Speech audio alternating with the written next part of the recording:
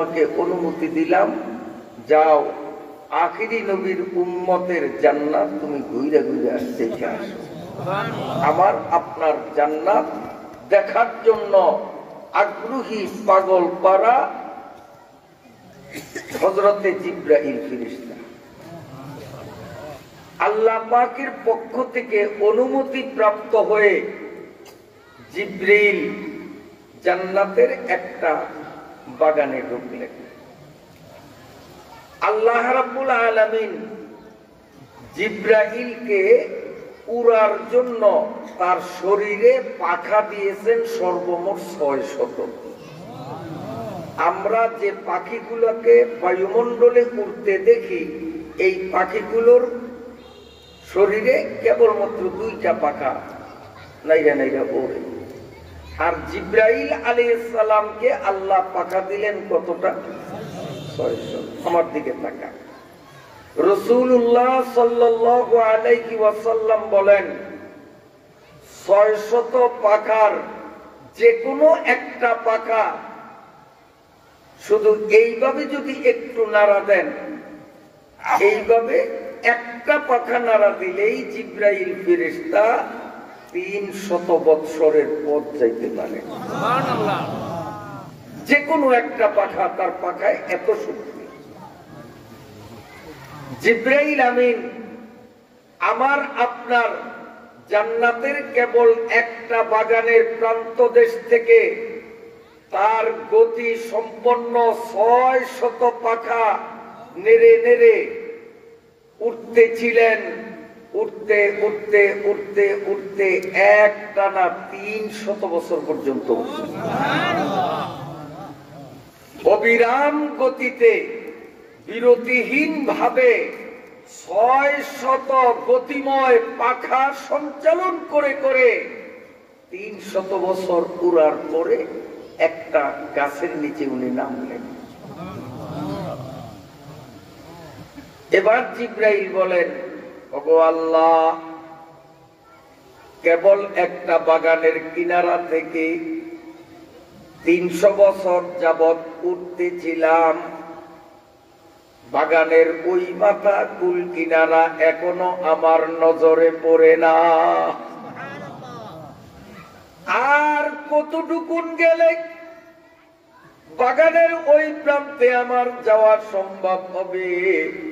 আল্লাহ, সামনে আমার আর কতটুকুন পথ বাকি আছে?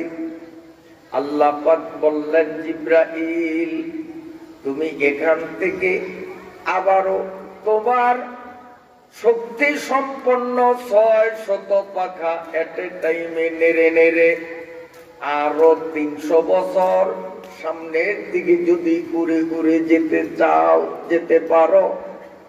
বিগত ৩০০, এখনকার ৩০০ বছর উড়ার পরেও তুমি কেবল একটা বাগানের ১০ ভাগের ১ ভাগ যাইতে পারবা না।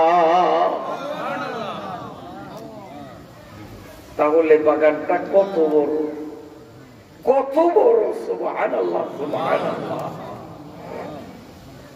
জিবরাইল আমিন অবাক হয়ে গেলেন, আল্লাহ, এত বড় বাগান! একটা পাখা নাড়লে ৩০০ বছরের পর যাই, ওই রকম ৬০০ পাখা নাইরা ৩ দুগুণা ৬০০ বছর উড়লেও ১০ ভাগের ১ ভাগ যাওয়া সম্ভব হবে না। সুবহানাল্লাহ। ও আল্লাহ, আপনি উম্মতে মুহাম্মাদিয়ারে এইরকম কয়টা বাগান দিবেন? আল্লাহ রাব্বুল আলামিন জানিয়ে দিলেন, জিবরাইল, আখিরি নবীর উম্মতরা জীবনে যত নামাজ পড়বে, প্রত্যেক ২ রাকাত নামাজের বিনিময়ে জান্নাতে এমন একটা করে বাগান দেব। তাহলে এশার নামাজ আমরা ফরজ নামাজ পড়লাম ৪ রাকাত, বাগান পাইলাম ২টা। যেই রব্বুল আলামিন মায়া করে দয়া করে আমাকে আপনাকে উম্মতে মুহাম্মদিয়ার মধ্যে অন্তর্ভুক্ত করলেন, নামাজটা একজন আলেমের পিছনে পড়ার সুযোগ করে দিলেন। যেই ব্যক্তি আখেরি জমানায় কোন একজন আলেমের পিছনে নামাজ পড়লো, সে যেন স্বয়ং নবীর পিছনে নামাজ পড়লো। এরপরে আবার কোরআনের মাহফিলে বসলাম।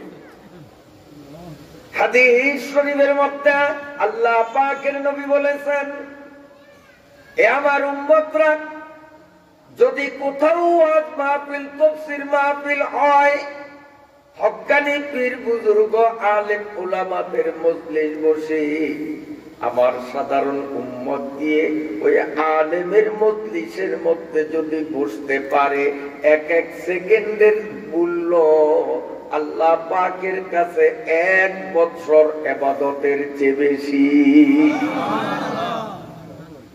1 বছর প্রতিদিন রোজা, একটাও ছাড়লো না, পুরা বছর রোজা, পুরা 1 বছর দিনে রাত্রে 1 সেকেন্ড ঘুমাইল না, শুধু নামাজ পড়লো, নামাজ পড়লো।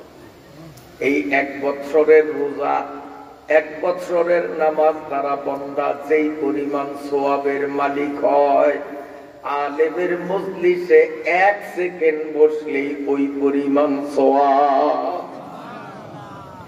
ইসাআদাত বদুরে বাজুয়ে নিস, তানা বক্সাদু খোদায়ে বকুশিন্দা।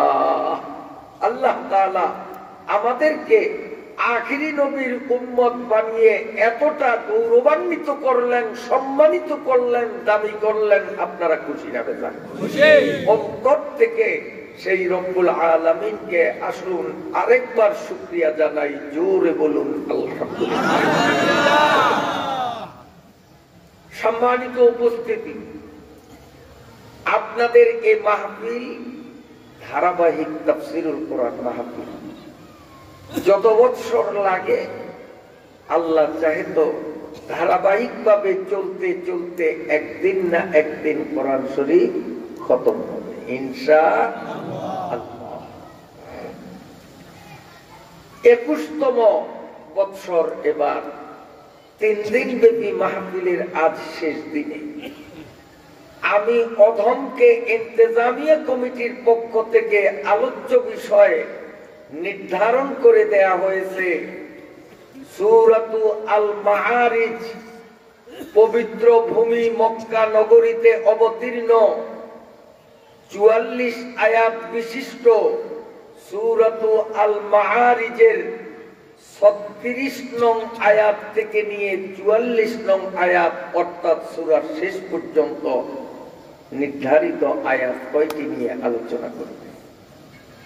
সেই মতে আমি সূরাতু আল মাআরিজের 36 নং আয়াত থেকে আপনাদের সামনে আলোচনা শুরু করলাম। পড়ুন, আউযু বিল্লাহি মিনাশ শাইতানির রাজীম, বিসমিল্লাহির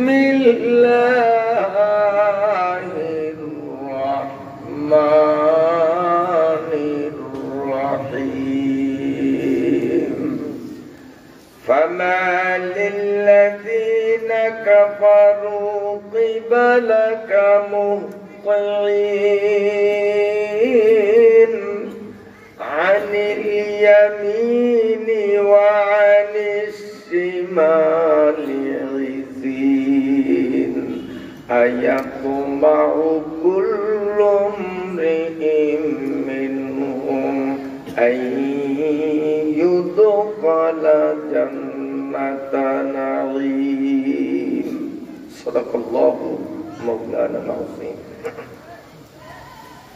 রাসূল আকরাম সাল্লাল্লাহু আলাইহি ওয়াসাল্লাম যখন কাবা ঘরে নামাজে দাঁড়াতেন এবং পবিত্র কোরআন কারীম তিলাওয়াত করতেন, কিংবা রাসূল সাল্লাল্লাহু আলাইহি ওয়াসাল্লাম কাবা ঘরে অথবা অন্য কোথাও কোরআনের মজলিস যখন বসাতেন, মানুষদেরকে কোরআনের বাণী শোনাতেন, সেই মাহফিলের মধ্যে শ্রোতা বেশে দুই ধরনের মানুষের উপস্থিতি হতো।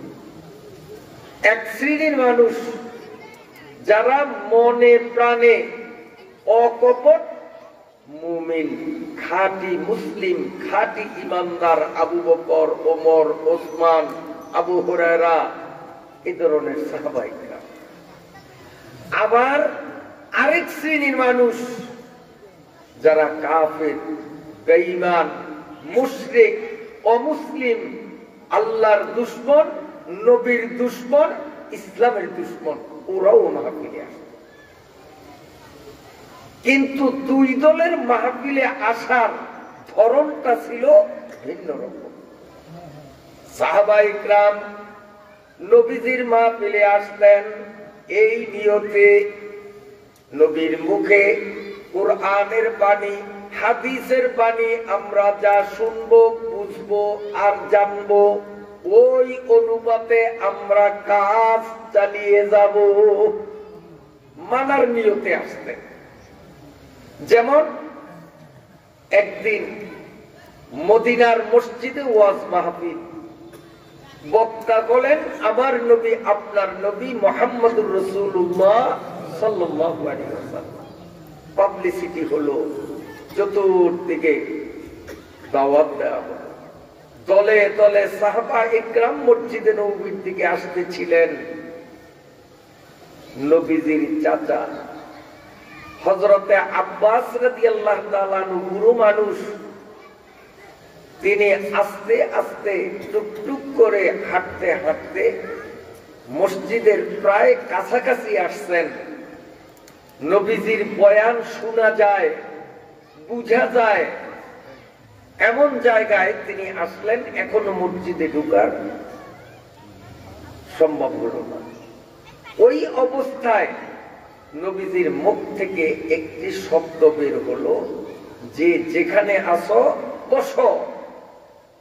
নবীজি বয়ানের মধ্যেই বললেন, কিছু লোক এলোপাতারি দাঁড়ানো ছিল, এজন্য হুজুর বললেন যে যেখানে আসো বসো, বসে পড়ো।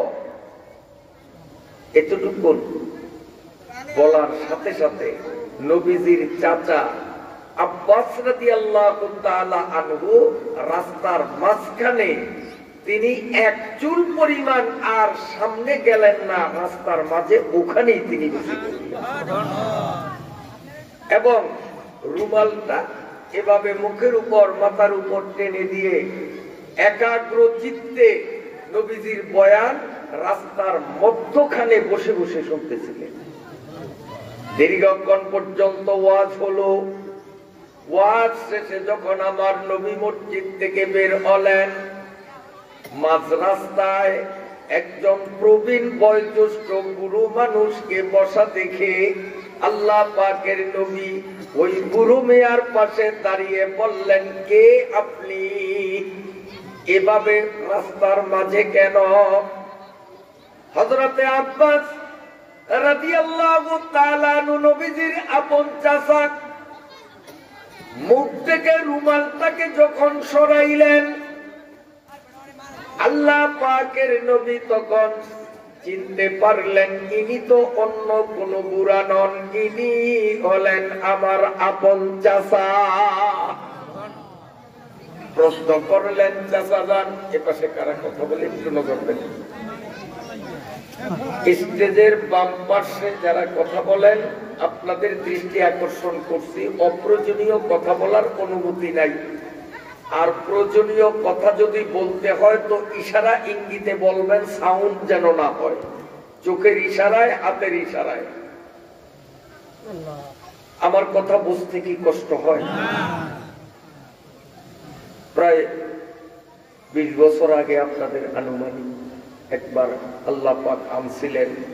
এই দীর্ঘ আনুমানিক 20 বছরের মতো সময় গত হওয়ার পর দ্বিতীয়বারের মতো এবারও আসলাম। আল্লাহ তাআলার দরবারে শুকরিয়া, আপনাদের মতো নেককার ইমানদার মানুষগুলোর খিদমতে আমার মতো অধমকে আল্লাহ তাআলা বসার সুযোগ করলেন। এবং আমি সাধারণত চেষ্টা করি বয়ানের মধ্যে অমূলক, অহেতুক ফালতু কোনো আলোচনা, অপ্রয়োজনীয় আলোচনা যেন না হয়।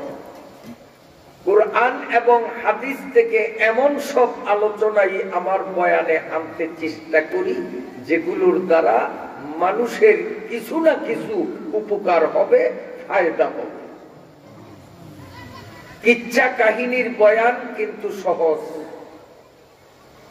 ধারাবাহিক আয়াত সামনে নিয়ে আয়াতের ব্যাখ্যা আলোচনা করা, এটা আলোচনা করাটাও কঠিন, এই আলোচনাটাকে উপলব্ধি করা, বুঝা শ্রোতার জন্য এটাও কঠিন। সেখানে যদি মঞ্চের ডানে বামে পিছনে আপনারা গন্ডগোল করেন, হইচই করেন, কথা বলেন, তাহলে আমি বাধ্য হব কোরআন শরীফ বন্ধ করে আস্তে মাইক ছেড়ে নেমে যাব। আমি বলতেছিলাম নবী আলাইহিস সালাম চিনতে পারলেন যে ইনি তো আমার চাচা।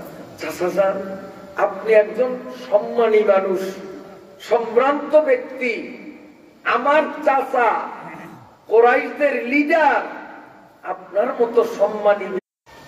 আমি মসজিদের মধ্যে গিয়ে তোমার বয়ান শুনবো নিয়ত করে রওনা দিলাম। বুড়ো মানুষ, জোরে হাঁটতে পারিনি, দৌড়াতে পারিনি, স্লো গতিতে ধীরে ধীরে হাঁটতে হাঁটতে যখন এই পর্যন্ত পৌঁছলাম, তোমার মুখ থেকে একটা বাণী আমার কানে পৌঁছালো যে যেখানে আসো বসে পড়ো। আমি চিন্তা কর আটকা পড়ে যাব। এজন্য আমি শুনছি, সাথে সাথে আমল করছি। রাস্তার সাইডে না রাস্তার মাঝে আমি সেই বিবেচনা করিনি, নবীর মুখ থেকে শুনছি, সাথে সাথে আমি ওটার উপর আমল করছি। এই ছিল সাহাবায়ে কিরামদের ওয়াজ শোনা। নবীজির ওয়াজ মাহফিলে কাফের বেঈমানরাও আসতো, তাদের ওয়াজ শোনা ছিল কেমন? এরা আসিয়া দুই রকম সমস্যা করত। এক নম্বর সমস্যা হলো ওই মাহফিলের সাইডে, ডাইনে বামে, সামনে পিছনে, নবীজির স্টেজের আশেপাশে অবস্থান নিয়া চিল্লা পাল্লা, হই হাল্লা এবং জোরে জোরে কথা বলতো।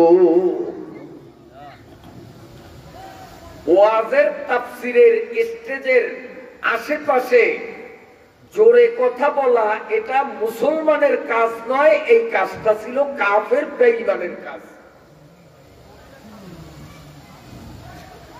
জোরে জোরে কথা বলতো কেন? যেন নবীজি ওয়াজের পয়েন্ট ঠিক রাখতে না পারেন, শ্রোতারাও যেন তাদের মনের একাগ্রতা হারিয়ে ফেলে, ওয়াজের তাসির যাতে দিলে না ঢুকে, এই অসৎ উদ্দেশ্যকে কেন্দ্র করে কাফের বেঈমানরা নবীজির ওয়াজের স্টেজের আশেপাশে জোরে জোরে কথা বলত। এই ছিল ওদের ওয়াজে আসার এক কারণ। কাফের বেঈমানদের ওয়াজে আসার আর একটা কারণ ছিল, এরা ওয়াজে ঘাপটি মেরে বসে বসে কখনো ফার্স্ট টু লাস্ট নবীজির ওয়াজ শুনতো। নবীজির ওয়াজ শোনার পরে এরা যখন ওয়াজ ভঙ্গের পরে বাড়ি ফিরত, তখন হই হাল্লা করে নবীজিকে তুচ্ছ তাচ্ছিল্য। ওয়াজ শোনা না মানা এটা হলো কাফেরের কাজ, আর ওয়াজ শোনা এটা মানা এটা হলো ঈমানদারের কাজ। আল্লাহ রাব্বুল আলামিন এই কাফেরদের শানে বলতেছেন, ফামালিল্লাযীনা কাফারু কিবালাকা মুহতিন। আল্লাহ আক্ষেপ করে ধমক দিয়ে বলতেছেন, এই কাফেরদের কি হলো? কাফেরদের কি হলো? কিবালাকা মুহতিন, এরা চতুর্দিক থেকে আপনার ওয়াজ মাহফিলে আসিয়া অংশগ্রহণ করে বসে, আনিল ইয়ামিন ওয়া আনিশ শিমালি ইযিন, ডানের থেকে বামের থেকে সব দিক থেকে তারা আপনার কাছে দলে দলে আসে। আপনার বয়ান ফার্স্ট টু লাস্ট শুনে কিন্তু বয়ান মতো কাজ করে না। আজকে আমাদের মুসলমানদের মধ্যে কাফেরদের স্বভাবকে লালন করে অনেক মানুষ, অপ্রিয় হলেও সত্য, 3 দিন 5 দিন 7 দিন এমনকি ভান্ডারিয়া কেন্দ্রীয় মাহফিলে একটানা 9 দিন পর্যন্ত তাফসীর শুনে, এই তাফসীরের আগেও নামাজ পড়তো না, তাফসীরের পরেও নামাজ ধরলো না। আছে কি নাই? কোরআনের বাণী শোনার পরে আমলের পরিবর্তন না আনা, এটা মুসলমানের স্বভাব নয়, এই স্বভাব হলো কাফের বেঈমানদের। আজকে অসংখ্য মুসলমান বয়ান শুনে কিন্তু আমল পরিবর্তন করে না। এরা নামে মুমিন হলেও কার্যত কিন্তু কাফির। আয়াতমাউ কুল্লু ইমরিইন মিনহুম আন ইউদখালা জান্নাতান নাঈম। এই কাফের বেঈমানরা নবীজি কোরআনের বাণী এবং হাদিসের বাণীর মাধ্যমে আরবের মানুষগুলোর সামনে যখন জান্নাতের আলোচনা করতেন, তখন এই বেঈমানরা বলতো জান্নাত আছে বলে আমরা বিশ্বাস করি না। কিছু বলবেন না? আসলে তো জান্নাত নাই, জান্নাত তো আসলেই নাই, এটা ফালতু কথা। আছে কাফের বেঈমানরা কয় জান্নাত আছে বলে আমরা বিশ্বাস করি না, নাই। এরপরেও যদি ধরে নিলাম মুহাম্মাদের কথা মতো জান্নাত নামক একটা রাজ্য যদি থাইকাই থাকে, তাহলে ওই জান্নাতে আমরাই যাব। কাফেররা কয় আমরাই যাব। তার কারণ মুসলমানদের তুলনায় আমরা টাকা পয়সায় বড়, সামাজিকতায় বড়, পলিটিক্যাল লাইনে বড়, রাষ্ট্র ক্ষমতায়ও আমরা বড়। কারণ তখন রাষ্ট্র ক্ষমতা কাফেরদের দখলে ছিল। রাজনৈতিক দিক থেকে আমরা বড়, অর্থনৈতিক দিক, সামাজিক দিক, যে কোনো দিক বিবেচনা করলেই যেহেতু আমরা বড়। আর মুহাম্মদের অনুগত মুসলমান যারা, এদের মধ্যে বেশিরভাগ হলো গরিব, নিজের শরীর ঢাকার মতো কাপড় জুটাতে পারে না, রীতিমতো দুবেলা খাবারও পর্যন্ত তারা খেতে পারে না। আমাদের অর্থ করি আছে, আমাদের প্রভাব প্রতিপত্তি আছে। আল্লাহ রাব্বুল আলামিন আমাদের উপর যদি অসন্তুষ্টই হইতেন, আমাদের উপরে যদি বেজারই তিনি হইতেন, তাহলে আমাদের দুনিয়ায় এত বড় বানাইলেন কেন? রাষ্ট্র ক্ষমতার মালিক আমাদের বানাইলেন, দালান কোটা বিল্ডিং এর মালিক বানাইলেন, জায়গা জমি ব্যবসা বাণিজ্যের মালিক আমাদের বানাইলেন। বুঝা গেল আল্লাহ আমাদেরকে ভালোবাসেন। আর আল্লাহ যখন আমাদের ভালোবাসিয়া দুনিয়াতে বিশাল প্রাচুর্য সম্পদ আমাদের দিলেন, অতএব জান্নাত নামক কিছু যদি থেকে থাকে, আল্লাহ ওই জান্নাতে মুসলমানদের আগে আমাদের এই জায়গা দিবে। এই লোক কাফেরদের দাম, এরা জান্নাতে যাবে। আজকে এই কাফেরদের স্বভাব লালনকারী নামদারি মুসলমান, নামাজ নাই, রোজা নাই, পর্দা নাই, পুশিদা নাই, ঢিলা কুলুপ নাই, হক হালালি নাই, সুদ ঘুষ বদমাশি সব কিছুতে জড়িত। এসব মানুষরাও যদি জিজ্ঞান দোজখে যাইবা না জান্নাতে যাইবা, কি বলবে উত্তরে? সবাই বলবে জান্নাতে। নামাজ পড়ে না করত, এরপরেও জান্নাতে যাওয়ার আশা। সামনে রমজান মাস আসতেছে, রোজা একটাও রাখবে না, এরপরেও জান্নাতে যাইতে ইচ্ছা। এই স্বভাব মুসলমানের নয়, এই স্বভাব হলো কাফেরের। আল্লাহ রাব্বুল আলামিন ওই কাফের বেঈমানদেরকে টার্গেট করিয়া আমার নবীকে আল্লাহ বলতেছেন, আয়াতমাহু কুল্লু ইমরিইন মিনহুম আইয়ুদখালা জান্নাতান নাঈম। নবীজি বলেন এদের প্রত্যেকেই কি মনের মধ্যে এই আশা লালন করতেছে যে তারা নিয়ামত রাজ্য জান্নাতের মধ্যে প্রবিষ্ট হবে, জান্নাতে যাবে, এমন খেয়াল এরা করছে? কাল্লা, আল্লাহ বলেন কঠিন কালেও নয়। ওরা শুধু মন কলা খাইতেছে, জান্নাতের চাবিকাঠি আমার হাতে, আমি জান্নাত যাকে খুশি তাকে দেব।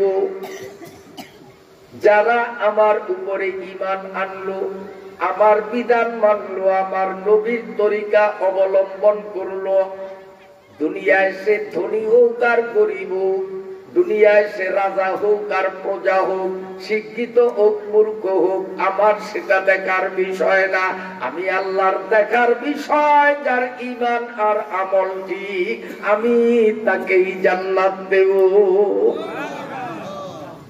এখন এই কাফের বেঈমান নাফরমানদেরকে আল্লাহ পাক টাকা পয়সা অর্থ করি ক্ষমতা জায়গা জমি কেন দিলেন, তার জবাব আরেকটু পরে আসছে।